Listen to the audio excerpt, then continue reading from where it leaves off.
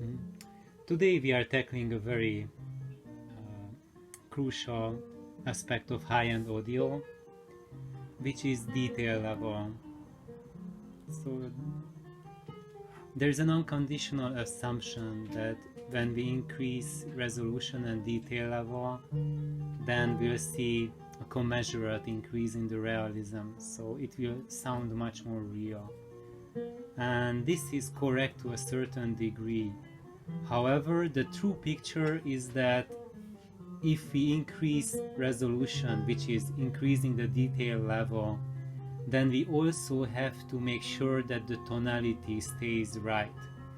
So it's a balance of resolution and tone. And when we increase resolution with compromising tonality, then we are getting further from realism. And actually that's what's happening in high-end audio, is that we have reached a point where I would say the general education of us, of audiophiles, is not good enough.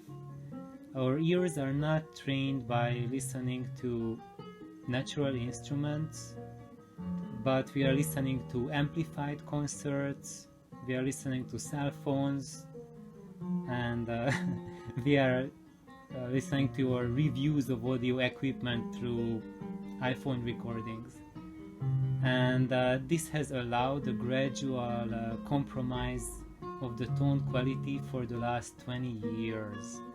So to the audio gear, especially in the very high-end category, which is like the top of what you can buy, compared to 20 years ago, the tonality has tremendously decreased compared to that level. And there was a commensurate increase in detail level and resolution, but tonality did not follow that. So when we were looking at, let me just first get a pointer, I think there it is. So in our first decades of audio history, there has been a massive increase in playback resolution, in the increase in the detail level of recorded information. So when we look at the early 20s, there was very little detail that we could record, and as we reach like 30s, 40s, 50s, there's a gigantic rise in the detail level, and there's a massive increase in realism that follows with it. And let's just look at this curve, which is the increase of resolution and increase of realism. If we look at a point which is like I would say like 20s and 30s, if we would correlate what we hear with an image that we see, it is like this scenario. This is a Monet painting, and let's just imagine that we are listening to a 30s recording, and this is equivalent to what we would hear. We can see, or we can detect what the music is about generally. We can see that here this is some landscape, and there's a sea or an ocean, and there are clouds. And if you have a golden ear, you can hear into the details, then you are able to tell that there's a person there wearing a red hat, and there are waves on the ocean, and the clouds are blown in that general direction, and there's like a greener patch of grass, and so on and so on and so on. But it really, to appreciate those recordings, it really requires a golden ear, but it also engages your imagination a lot, because you have to imagine, use your brains, use your imagination to fill up much of the detail level. So when we look at a high level of resolution, and that this is the equivalent what we would grasp at that level. So then we would see the painting or the soundscape in its native resolution is just like as if you were in the museum looking at the painting, and you can see the brush strokes, you can see flowers painted here, you can see that it's not just one person there, but it's two. Then this is a lady, she has a skirt, she has a parasol, and you can identify that these things here are not waves, but those are sails, those are boats. And you can clearly see that these are the waves here, and then you can grasp that this what sort of painting was this, and how the master worked. And now if we add try to increase the resolution without keeping correct tonality, then we are adding processed contrasts to the picture. And this is happening today to many of the audio products, and not just today, but the past 20 years more and more, since we started using phase incorrect drivers, so which is like phase flipping. So either the tweeter is flipped in polarity or the mid-range is flipped in polarity, and this gave rise to processing contrasts. And flipping just one driver, that's the beginning of how this works, but today this has been elevated to a state of art basically. And when we use this methodology, this sort of processing, this is what we see if in comparison. So now we see in much greater contrast, we can see like tiny detail levels, you can see the canvas, even like these botches, these errors that the painter made. What are those things? Those are Monet messed up there. And then here you can clearly see that not just that there are two ladies, but this lady has something there in her pocket, and she has black hair, and she has red, green and blue patches on her hat, and the other lady looks like she's wearing glasses or something. And when you look at it, the whole picture looks much cleaner. So we do not see the brush strokes as they are, but we see a very cleaned up version of the landscape, an idealized illusory world. We can even see into the depth of the shadows, and we can see structures emerging from there that we cannot see if we look at the painting as a whole. We have to go close to the painting, use a magnifier glass, shine some really bright light at it, and then we can see these details. But when we do that, we are not seeing the whole painting anymore. We are seeing a very unusual version of it, which is really catchy. And if you want to authenticate the painting, you might want to look at it at such close level.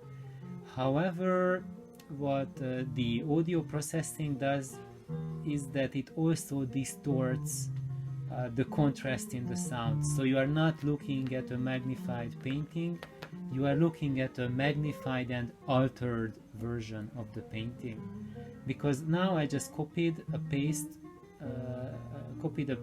of the original version, and you can see that it's much smaller than the high def version, but you can see the colors were altered. So the lady has a green coat, and it looks as if she had a white coat over here. So the colors are totally off, and the feeling that you get from the painting, it has totally changed.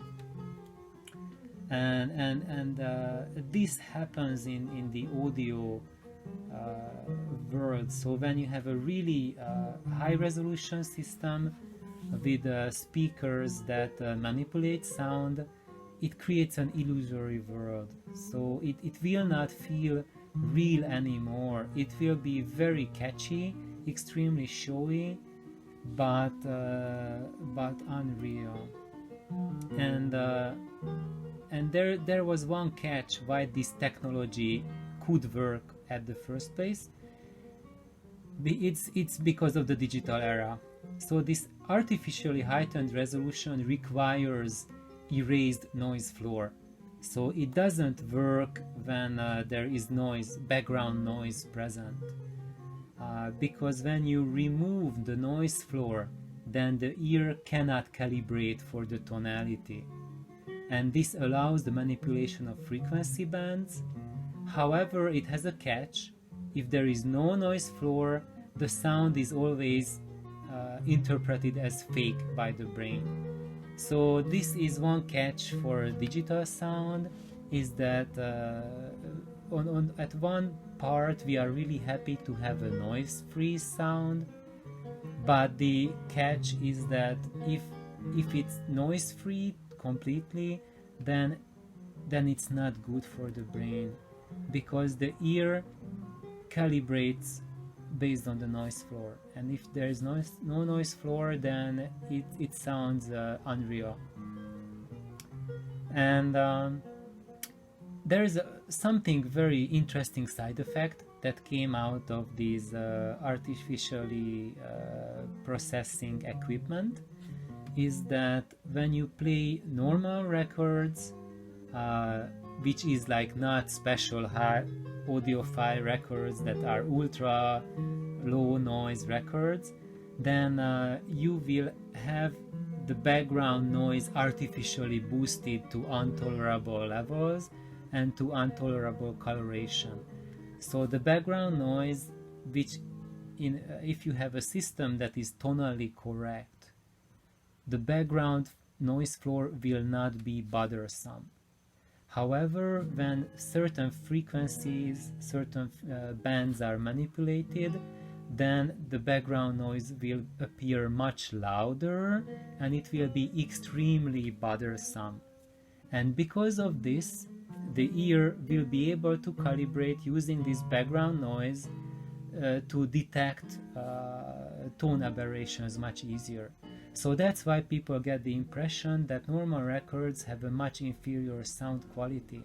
It's not the case. So it's not the fault of these records, because when you have a tonally correct sound system, then even these inferior recordings sound very natural, offer a great experience, and yes, you can detect that it does not have as high detail level as a better recorded recording, but it will be still interpreted by the brain as natural, and you will be perfectly happy listening to it.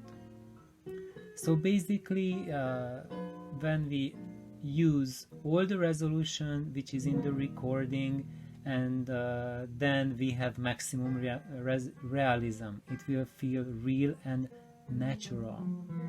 And this is, I believe, this is the goal that every audiophile is hunting for and looking for, a natural, real sound. And if we have less resolution than it's required for that, that's a compromise. But if we create artifacts to boost resolution, that will also compromise the feel of naturality and reality. Actually, both of these avenues have benefits and disadvantages. So if you have lower resolution, then that leaves more for your brain, for your imagination to fill out, so that boosts your creativity more.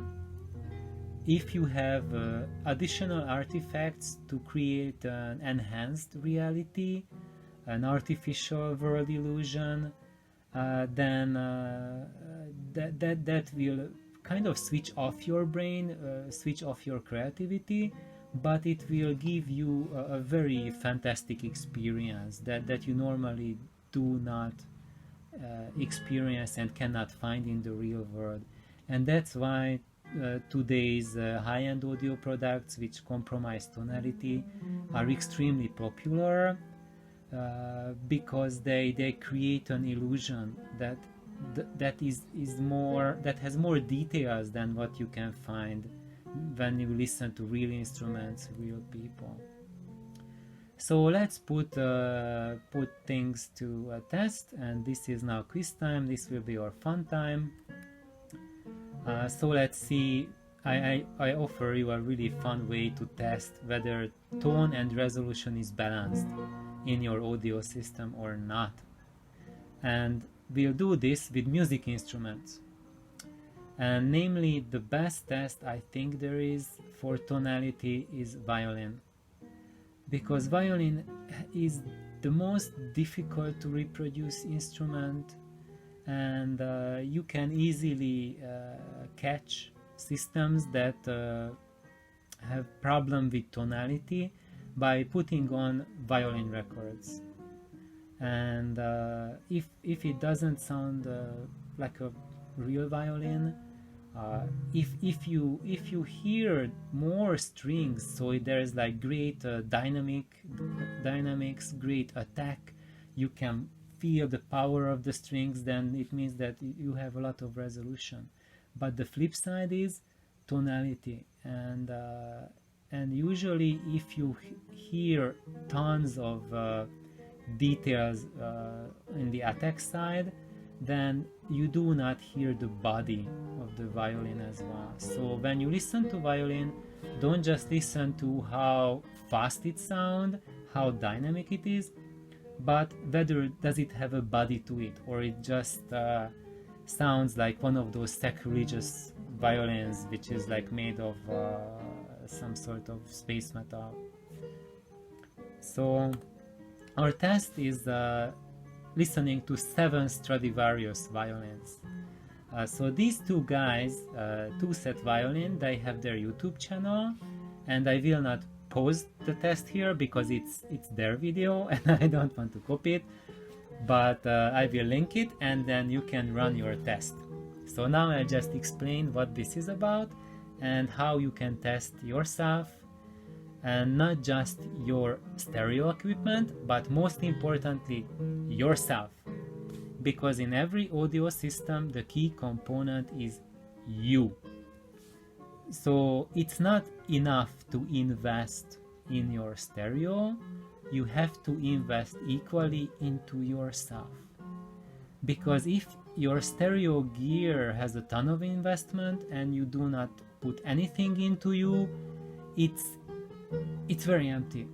So that's what my mentor told me, that audio is a long road, and it's crucial that you develop your taste, your hearing, your perception, your knowledge, because without it you cannot appreciate sound.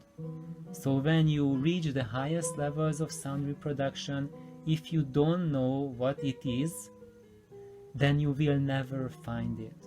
And just because someone puts the highest price tag on a product, it doesn't mean that that's the top of natural sound reproduction. So let's go here what this test is about. So here these 3 nice people, they are professional violinists. This gentleman here, he is a super talented, he's a rare talent, and he has a Stradivarius. That's what he plays on. And these two are the two-set violinists. And this gentleman here, he owns 7 Stradivari violins. And the violins are laid out on the table, and I will tell the history of these violins. They range from the earliest phase of Stradivarius through his mid phase and his late phase. So you can hear what's the difference between an early Stradivarius and a late Stradivarius. So they explain it to you, and they play these instruments, and they make it a game. So first they play each of them separately, and you can see which instrument is being played, and you can identify the sound and just calibrate your ears with it. And then one of them will just pick up a violin randomly, and the other two violinists do not see which instrument is being played, and they have to guess which violin is played. And I invite you to play this game with them, because this will be a fantastic test of your system and of your progress yourself on the audio road, whether you can identify which Stradivarius is being played. And if you score well on this test, it means 2 things. one, your stereo equipment can reproduce tonality, and two is that you have done a good progress on your audio journey. And there are two extremes for this test. One of the extremes is that you are able to hear the differences between the Stradivari instruments, and you can guess quite a few of them. I can tell you that there are some of these instruments which have really similar tone to each other, but there are some which are really different sounding. And the test 0 would be, I would say, is if you can hear the difference between the Stradivarius instrument and a plain violin. So if you hear this video and you cannot tell whether it's a master instrument playing or your son's or granddaughter's student violin, then we have really big problems. It means that you need to really work on your audio progress, both on your ears and on your system. And the other extreme is that you will hear this video as the musical mice in Monty Python's, where it is just squeaks and squeals, and that means that you have correctly identified that something is very wrong. And even though you have a system that gives you pleasure otherwise, it distorts reality a lot. So let's go to the next step. So if you find that situation, then there's additional methods that you can test for the musicality of your system, whether so first of all, piano is a most accurate testing method, because piano has a very wide dynamic range, very wide frequency range, tonality range.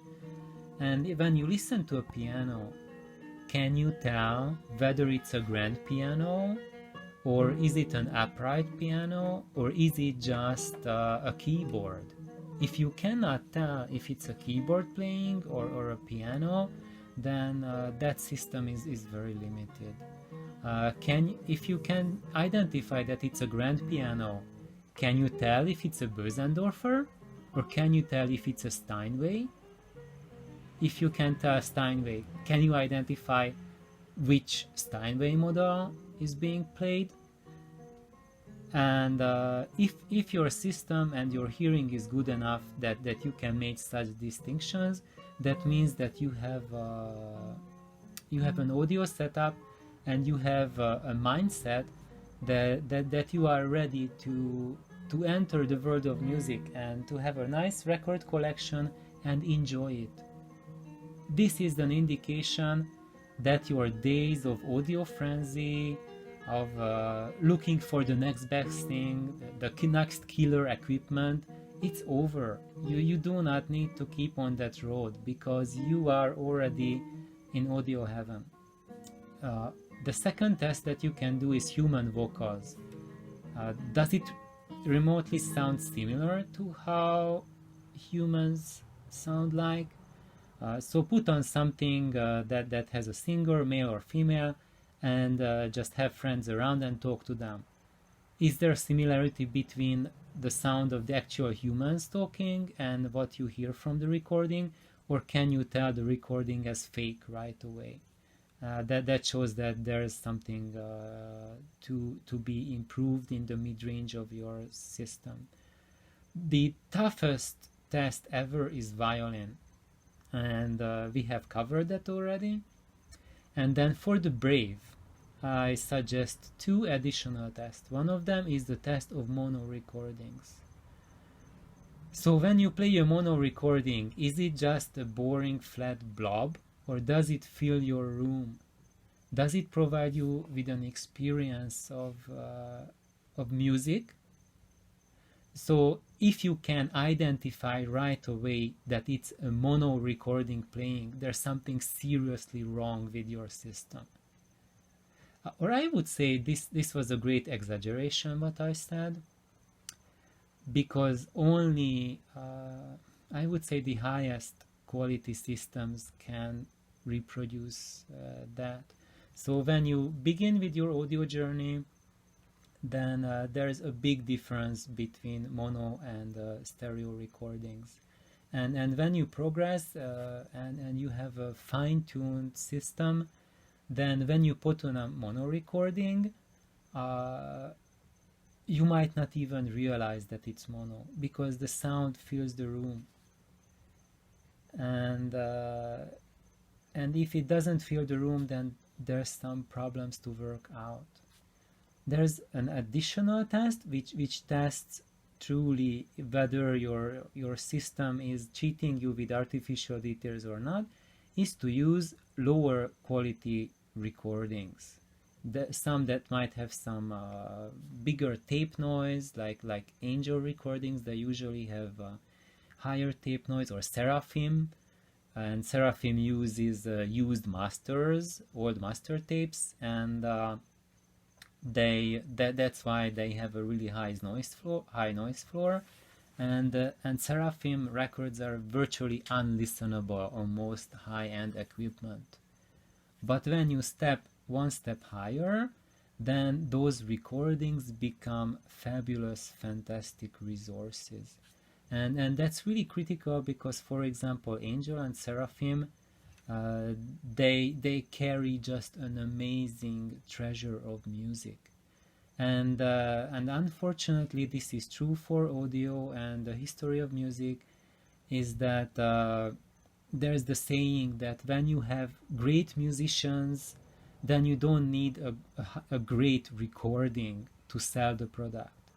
But when you have poor quality musicians, or music that no one would listen in their right mind, for example, out of, I would say, Stravinsky and stuff like that, and modern music, especially modern classical, then you need those ultra high quality, very low noise floor, super pure dynamic audiophile records to sell them, because otherwise no one would buy them. However, when you are on your route to explore the musical heritage of mankind, it's a tremendous advantage to have access to 99% of recorded music. So if you limit yourself with a stereo system that only can play less than 0.1% of the recorded history of mankind, then I would say that that really sets you in one direction, and you have to go there whether you want or not.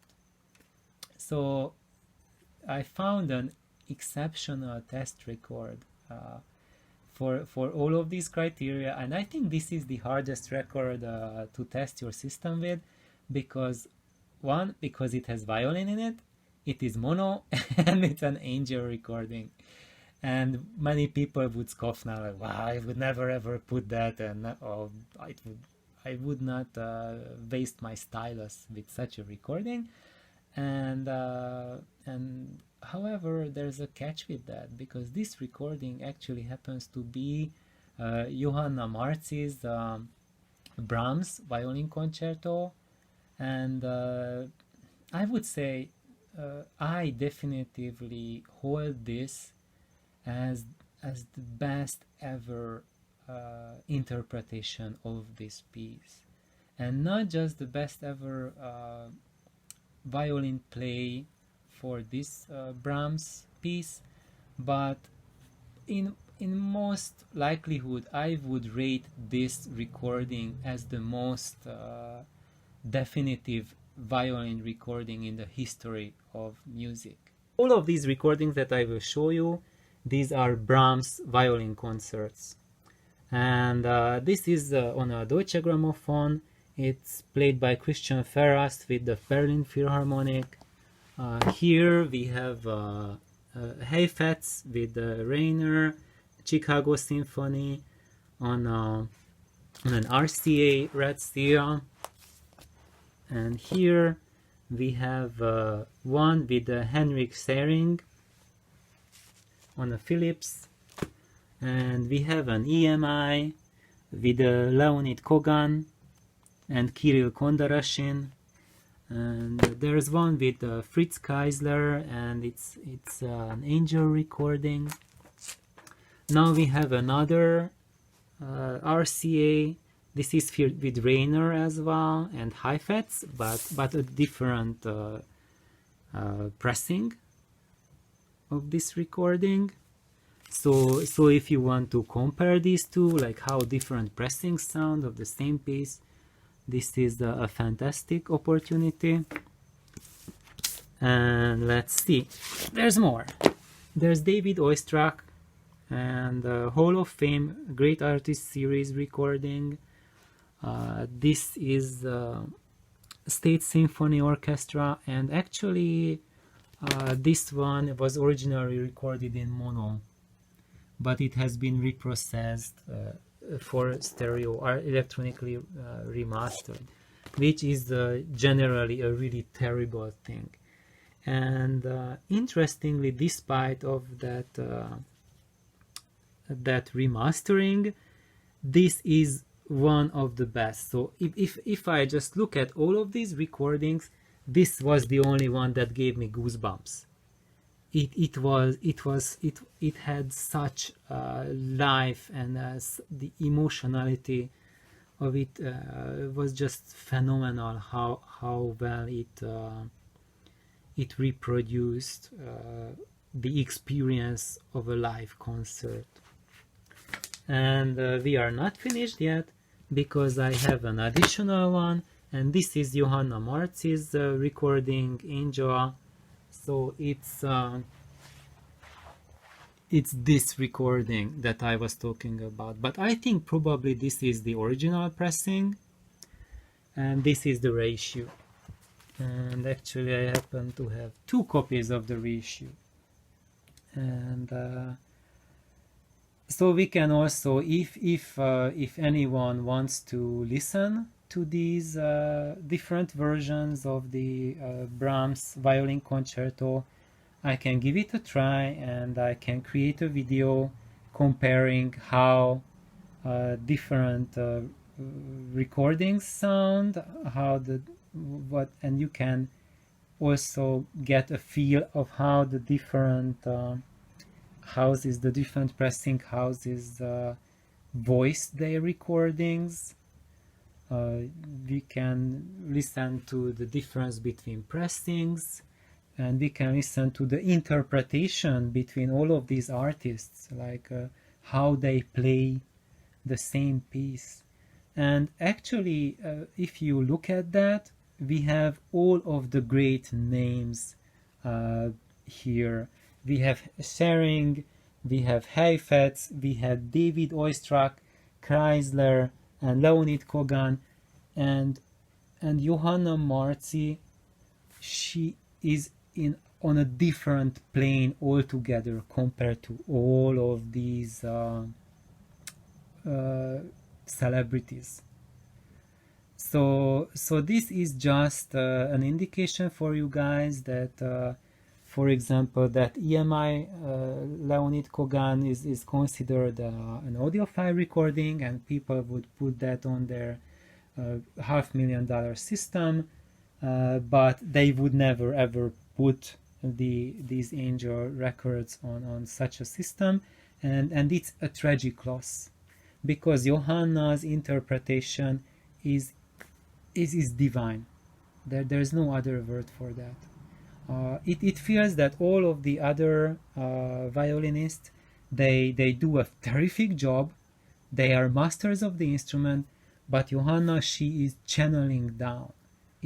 It's like you are looking at the soul of Brahms. It's an incredible experience. So thank you for tuning in. If you have comments, please share with me. You can share your experience in the comments of what is your experience with the resolution and tonality. Do you think the way I think, or do you have different experiences? I think this is a really critical, or I would say crucial topic, and it impacts a lot on how audio develops in the future, where we are moving towards. Do we want to go more into the artificial reality, a perfect world which is illusion, or do we want to be faithful and truthful to the natural sound? And do we want to enjoy the musical heritage? Do we want to connection them? Are we curious of how the greatest violinist who walked the earth played music, or shall we just forget her? Thank you for tuning in, and thank you for watching.